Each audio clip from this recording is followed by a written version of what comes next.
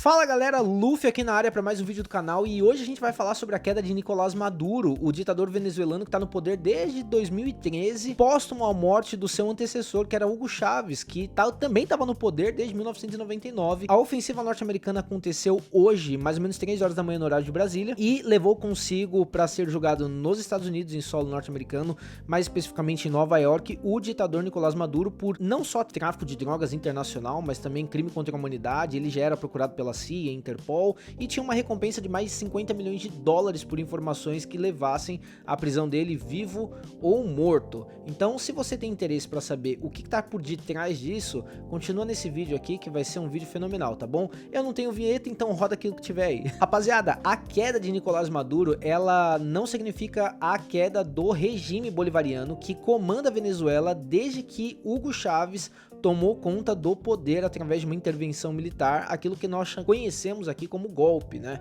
Então, a Venezuela já foi um país democrático, a Venezuela já foi efetivamente, porque eles se dizem democráticos e inclusive tiveram um pleito, tiveram uma eleição agora que foi fraudada, né? Se eu não me engano, na contagem oficial de votos deve ter tido algo com a oposição com mais de 70% dos votos, e para o ditador que foi deposto agora através da prisão pelos norte-americanos, ele ganhou com 51% dos votos, né? Uma margem ali muito apertadinha para ele. O chavismo, transcendendo a esquerda venezuelana através de Hugo Chávez, ele tem uma ideologia bolivariana que compõe a esquerda na América Latina, aqui na América do Sul, e é uma esquerda que ela é muito diferente da esquerda lá do Ocidente, tá? Por que eu falo isso? Porque basta a gente olhar não só por princípios de Karl Marx, porque a esquerda, por exemplo, chinesa, ela não se preocupa com isso, ela não tem a mesma visão, como por exemplo, você não pode ser homossexual na China, mas na esquerda do Brasil, na esquerda bolivariana que apoia o governo e o regime bolivariano, pode ser homossexual. É um conflito paradoxal, sabe? De conceitos, eles divergem em quase tudo, mas aquilo que é o core, eles se abraçam. Mas o regime bolivariano, que é o que comanda a ideologia por detrás do chavismo, também é o que rege o Fórum de São Paulo. E o Fórum de São Paulo, eu recomendo muito que você dê uma gugada para você entender. Isso sim se pauta naquilo que Marx fala nos seus livros, como inclusive derrubar a igreja para que o governo tenha um total poder sobre a sociedade. Agora, eu não queria trazer um viés para minha opinião aqui, mas é impossível. Esse canal, ele é um canal onde eu emito a minha opinião acerca daquilo que eu penso, né? É impossível você ter um regime de comunidade onde o igualitarismo é pregado através das suas crenças e você, como governante máximo do país, usar um relógio que é avaliado em 70 mil dólares. Como por exemplo, você pode procurar imagens de Fidel Castro trajado no seu conjunto da Adidas usando o Rolex de 70 mil dólares, enquanto a população de Cuba na época passava fome e tinha que dividir um porco para 10 famílias. Então assim, o que está por detrás dessa queda? O que significa queda de Nicolás Maduro? A queda de Nicolás Maduro não significa ainda a queda do regime bolivariano que rege a Venezuela. Porém, às 13 horas da tarde, aqui agora, 1 hora da tarde, né, no horário de Brasília, a gente teve a declaração do presidente Donald Trump dizendo que os Estados Unidos governarão a Venezuela até que haja a transição plena para o poder que veio através do pleito, né? Então, eu não lembro o nome da candidata que ganhou lá, mas ela é exilada, ela tá exilada nos Estados Unidos, inclusive, se eu não me engano, ela ganhou o Nobel agora da Paz, que é o que o Trump tem almejado para esse ano aqui ganhar, e até que haja essa troca de poder, o governo norte-americano vai governar a Venezuela. Mas o que fica por detrás disso, subjetivo, né? Existe uma doutrina norte-americana que foi lá em meados de 1875, mais ou menos, que é a doutrina Monroe. A doutrina Monroe, ela é uma doutrina que foi estabelecida por um ex-presidente norte-americano chamado James Monroe em 1800 cara, eu não lembro se era 1870 e bolinha ou 1823, mais ou menos, mas esse cara estabeleceu uma doutrina, e assim, eu não sei se essa doutrina ela parte também de uma primícia meio mormon, assim, porque, lembrando, né, os Estados Unidos é o berço dos mormons, se eu não me engano, o estado de Utah é o estado onde mais concentra mormons no mundo. E essa doutrina Monroe é uma doutrina que esse Great America, Make America Great Again, ela é muito pautada na doutrina Monroe, porque a doutrina Monroe fala que é América para os americanos. Com isso, o presidente James Monroe, na época, ele queria barrar a colonização europeia para com os países do continente americano. Então, a América tem que ser dos americanos, a América não tem que ser dos europeus, entende? Nessa doutrina, e eu recomendo vocês darem uma lida sobre ela, fica meio que subentendido que os Estados Unidos, eles precisam ser o xerife do mundo. Eles são escolhidos por Deus para cuidarem e chefiarem do país. Então, é como se eles fossem o segundo, assim como o povo hebreu ele foi escolhido, o povo americano foi escolhido para gerenciar o mundo, entende? Mas um fato muito curioso é que o governo norte-americano, ele está como uma superpotência, os Estados Unidos, ele está como uma superpotência, a potência que governa o mundo desde 1945, no final da Segunda Guerra Mundial.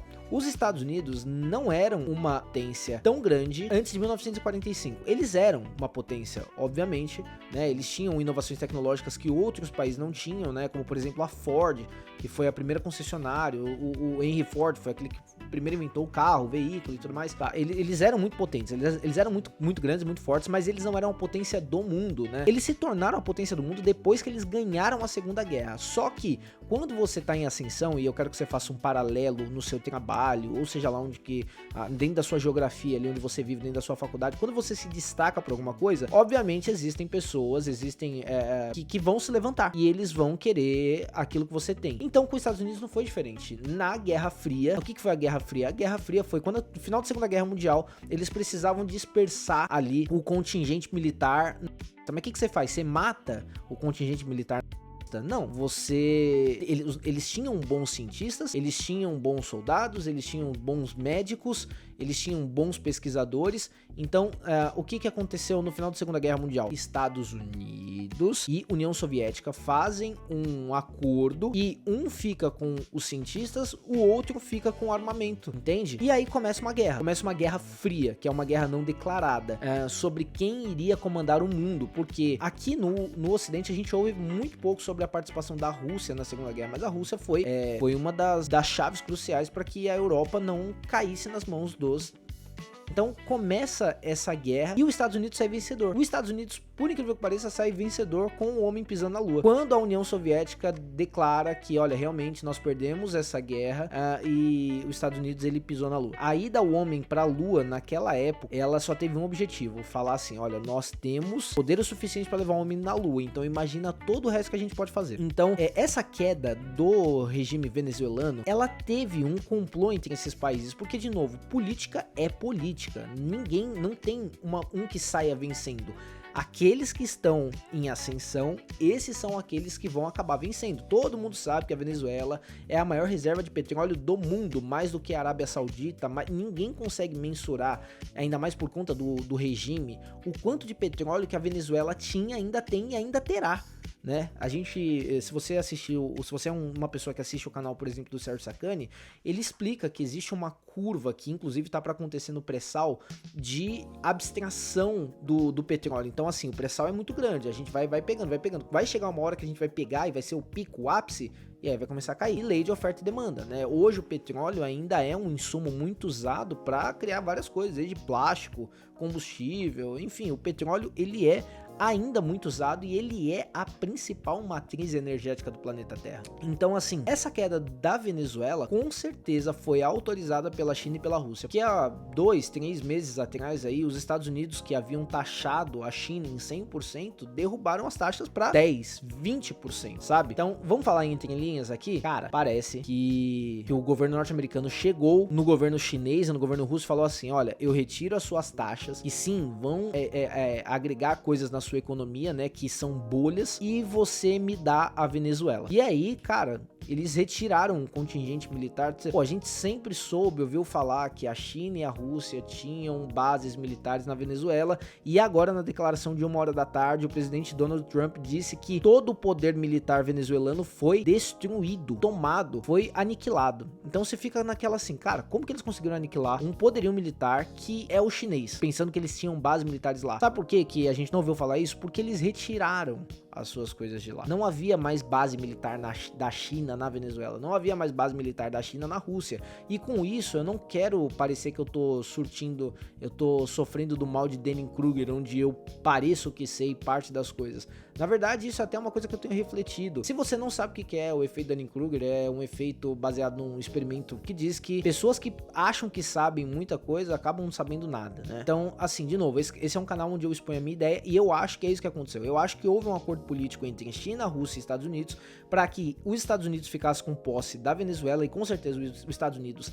sabe que a Venezuela, além de petróleo, tem terras raras, e é algo que o Brasil, se eu não me engano, é o terceiro maior produtor de terras raras do mundo. Pô, tá aqui, a terra rara tá no Brasil, a Venezuela tá fazendo divisa, fronteira com o Brasil lá em cima no Acre, né? Então, os Estados Unidos, ele tem por interesse não apenas o petróleo, mas tudo aquilo que tem lá. Por isso é que os Estados Unidos vai colocar um representante para governar a Venezuela. Agora, vamos falar um pouquinho de Bíblia dentro disso? O que a Bíblia fala sobre? Galera, tudo isso é uma grande enganação. Eu sou um cara que eu amo os Estados Unidos, eu amo a cultura deles, eu gosto do modo operante patriota que eles têm. Discordo de algumas coisas, mas em suma eu concordo, eu acho que 90% da lógica norte-americana se viver, né?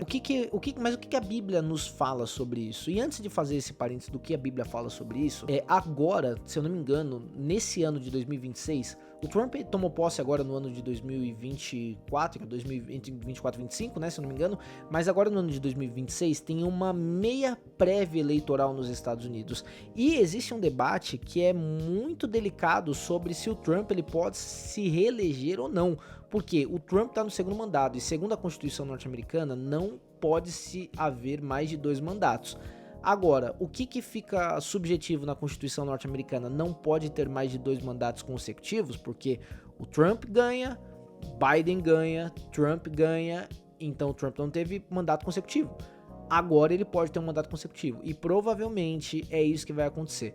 O Trump, ele vai tentar a reeleição, alegando que, com base jurídica, de uma análise jurídica, ele está respaldado pela Constituição, já que ele não teve 2 cargos consecutivos. Mas vamos lá, o que a Bíblia fala sobre isso? Mateus capítulo 24, versículo 24, Jesus está falando que aparecerão falsos mestres e falsos profetas, pessoas que, se pudessem, enganariam até os escolhidos.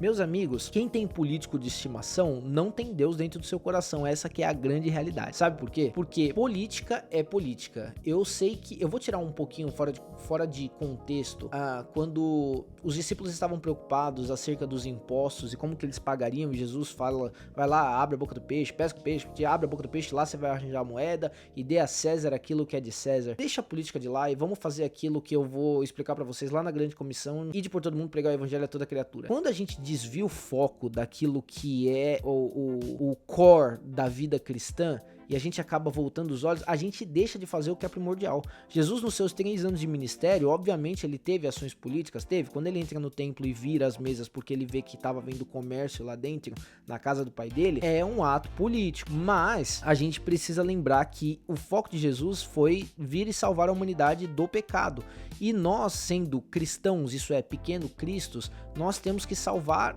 a população também, a gente tem que salvar o próximo. Como? Pregando o amor de Jesus. Cara, pregando o amor de Jesus. A palavra fala que não é nem por força nem por violência, mas é pelo Espírito. Então, assim, nós precisamos fazer com que as pessoas tenham em si a vontade de ter o Espírito Santo, fazendo a sua confissão de fé, entregando a sua vida para Jesus e reconhecendo que ele é o único, legítimo, suficiente Salvador, para que aí sim o Espírito de Deus que vai dentro daquela pessoa vai começar a constranger ela acerca do que é certo ou errado. Porque assim, do que adianta eu ganhar o mundo e perder a minha alma? Eu preciso ser analítico quanto às coisas que eu faço. Então, assim, se eu tenho que ser analítico, você tem que ser analítico. A pessoa que tá do meu lado tem que ser analítica. Não tem como você ser analítico por outra pessoa para que ela seja constrangida pela palavra de Deus, que é a Bíblia. Então, o que a Bíblia fala sobre isso? Que vão acontecer, cara. Vão acontecer. O diabo é o pai da mentira, ele é um grande enganador. O que a gente tá vendo agora é uma exploração de insumos e um consumo da terra de um modo desproporcional. A terra, ela foi dada pro homem, e o homem tem que ela de mão beijada pro diabo. Então, assim, todo esse tipo de negociação que a gente vê, ou manipulações políticas, deixa eu explicar uma coisa pra vocês. O Brasil, ele está, sim, não é simplesmente porque o povo quer que o Brasil esteja assim, porque aqueles que governam o mundo querem que o Brasil esteja assim. Existe dentro do iluminismo e da maçonaria, existe um conceito de ordem em caos do latim, que é estabelecer a ordem através do caos. Então assim, como que eu engano as pessoas? E a Bíblia já deixava isso muito claro, que o anticristo faria isso. Eu estabeleço um caos absurdo e depois eu trago uma ordem, e aí quando eu trouxer a ordem as pessoas vão olhar pra mim e vão falar assim: cara, esse cara ele tem um feeling, ele tem alguma coisa diferente e ele conseguiu estabelecer aqui na Terra. É isso, é assim que vai surgir o anticristo, sabe? Só que você tem a figura do anticristo, você tem a figura do falso profeta e você tem a figura da prostituta, sabe? Os três andam juntos. Pro anticristo aparecer, você vai ter que ter um cara de grande influência apontando o dedo pra ele falando assim: esse cara tem algo de especial. Só que quando esse cara que é o falso mestre, o falso profeta, ele fizer isso, ele vai estar se prostituindo, porque ele vai estar vendendo a sua alma e o seu caráter pra fazer algo que não é bom, entendeu? Então assim, essas três figuras, elas sempre intrinsecamente vão andar juntas, e nós estamos caminhando pra isso.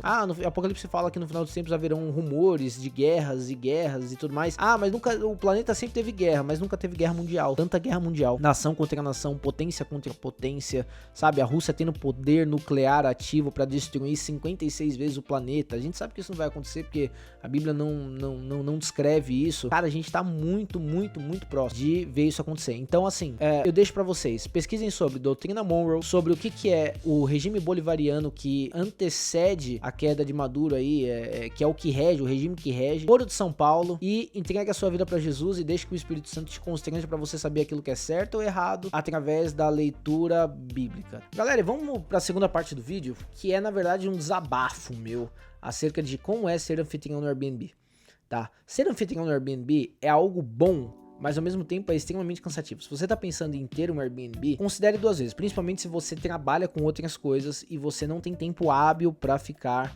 simplesmente ou apenas de olho no Airbnb. A época de novembro, dezembro, janeiro, fevereiro e até março é uma época de altíssima temporada aqui na cidade que eu moro. É uma época muito boa e é uma época de onde eu ganho bastante dinheiro. Agora, qual que é o X da questão? Eu geralmente pego um público B e C. E nessa época do ano eu pego o público A, B, C, D, E, F, G, H, I, J e por aí vai. Qual que é o grande lance e a dificuldade? E aqui eu tô, né, de novo, é um canal onde eu abro meu coração. É um canal onde eu exponho minha opinião e eu conto pra vocês aquilo que aconteceu durante a minha semana. Qual que é a dificuldade dessa época do ano? Cara, existem pessoas que elas não têm a oportunidade de viajar sempre. Então, quando elas viajam, elas querem querem aproveitar ao máximo e fazer o seu dinheiro render ao máximo, tá? E eu não discordo delas. Eu não acho que isso tá errado. Qual que é o grande problema, e eu percebi isso recebendo um público tanto brasileiro como, sei lá, 50%, 60% do meu público é brasileiro, 40% é estrangeiro. O que eu percebi disso? Existe uma dificuldade do mundo em ler e interpretar, porque qual que é, eu tenho falado muito com o suporte do Airbnb, e uma das coisas que os atendentes têm me dito é o seguinte: olha, nós estamos com uma dificuldade porque as pessoas acham que o Airbnb é um hotel, quando na verdade o Airbnb é uma comunidade onde eu disponibilizo algo que é meu para que alguém venha e se hospede. Eu tenho 5 apartamentos e o que acontece com... onde que vem o meu desabafo aqui por conta dessa época do ano? Essa galera que não tem o hábito de viajar e que eles querem fazer o seu dinheiro render ao máximo, eles acham que eles estão contratando um serviço de hotel, quando na verdade eles estão alugando uma casa, um apartamento e não tem os mesmos direitos de hotel. Só que o Airbnb, por se tornar uma comunidade e ser uma comunidade, nós vivemos baseados em avaliações. Então, cara, é muito ruim você abrir... O sentimento que eu tenho é, cara, eu abri a minha casa, sabe? Uma coisa que é minha, que eu poderia simplesmente não fazer isso, eu poderia, sei lá, fazer uma locação fixa. Eu estou abrindo um lugar que é meu, um lugar que é, sabe, da minha propriedade, algo que eu preservo, uma coisa que eu cuido, para uma pessoa que vai vir e vai falar assim: olha, o que foi feito aqui foi feito com mau gosto, não fizeram troca de toalha diária, não vieram, a camareira não veio aqui, arrumou meu quarto, sabe? Então assim, o meu desabafo com você, por exemplo, que é um hóspede de Airbnb, leia o anúncio do Airbnb que você tá pegando. Por quê? Porque o cara tá disponibilizando muitas vezes muitas vezes não. O cara que está disponibilizando o espaço para que você alugue a 1/8 de um valor que é um hotel, que é o que aqui na cidade, por exemplo, eu tenho diárias que partem a partir de R$ 150 para 4 pessoas, sabe? O hotel mais barato aqui na minha cidade nessa época do ano para um casal é R$ 1.000, entende? Então assim, você que vai pegar um Airbnb, leia o anúncio e saiba que você não está contratando um hotel, você está pegando a casa de alguém. E essa pessoa está disponibilizando através de um valor muito acessível, e com isso eu entro numa fala que é assim: o Airbnb ele é muito bom porque ele dá a oportunidade de pessoas que não teriam condições de viajar para vários lugares por conta de estadia e não apenas de passagem ou custo de viagem, né, custo de alimentação e tal. Ele tá dando a opção de pessoas que nunca teriam a chance de ir para determinados lugares irem para determinados lugares, mas não seja ingrato com o anfitrião, sabe? A maioria dos anfitriões do Airbnb não tem o Airbnb como core de negócio principal. Eles fazem outras coisas nas suas vidas. Você vai para um hotel, você tem todo o direito de fazer a exigência que você quer, porque isso está dentro do core, do know-how dos caras. O cara que está disponibilizando a casa para que você... mas eu tô pagando, tô 200, 300 reais. Eu entendo. Tem uma condição mínima que precisa ser entregue, mas não espere que a pessoa, se ela não comunicou no anúncio dela que ela vai ceder roupa, troca de roupa de cama, taxa de limpeza grátis, cara, não vá com essa expectativa de que isso vai acontecer. Aguarde apenas um imóvel higienizado e pronto para te receber. No demais, faça por conta própria. Você já tá pagando 1/10, 1/8 do valor, tá bom? Então assim, esse é um desabafo. Esse canal do YouTube aqui, ele é um lugar onde eu sou usuário de Airbnb, sabe? Eu posso pegar um apartamento, eu não sou simplesmente anfitrião, mas eu tenho um cuidado e eu acho que as pessoas que pensam, olha, pensa só, eu fui esses dias fazer compra no mercado atacadista. Eu, minha mãe, minha irmã, minha esposa e por aí vai. E pela primeira vez a gente foi atendido por um caixa tão prestativo, o menino dava pra ver que ele era novo, recém-contratado. O cara pegou, a gente costuma comprar fardo de água, de refri, que é pesado, o cara pegou, levou no carrinho pra nós e tal, não sei o que. Quando a gente chegou no carro, minha mãe fez observação, ria, pô, não sei o que. Minha mãe fez observação, falou, nossa, que caixa... Cara, eu nunca vi um caixa desse tipo. Aí eu olhei pra ela e falei assim, provavelmente se esse menino continuar do jeito que ele tá, superando todas as adversidades, que é encontrar com gente brava e tudo mais, esse cara vai se tornar gerente desse mercado. E da gerência daí ele vai pra cima, sabe? O céu é o limite. Então assim, seja uma pessoa compassiva, amorosa e paciente, tá? Cuide daquilo que não é seu como se fosse seu, sabe? E você vai ver que a lei da semeadura, que é imutável e irrevogável, ela vai recair sobre você. Pessoas vão cuidar daquilo que é seu também. E com isso eu termino meu vídeo, porque esse era só um desabafo acerca do Airbnb. Se você tá pensando em ser anfitrião, repense 2 vezes, calcule, veja como se é fácil, difícil e vai pra cima, tá bom? Deus abençoe. Se quiser uma consultoria de Airbnb, eu te cobro R$ 5.000. Um beijo, até mais, até o próximo vídeo. Valeu!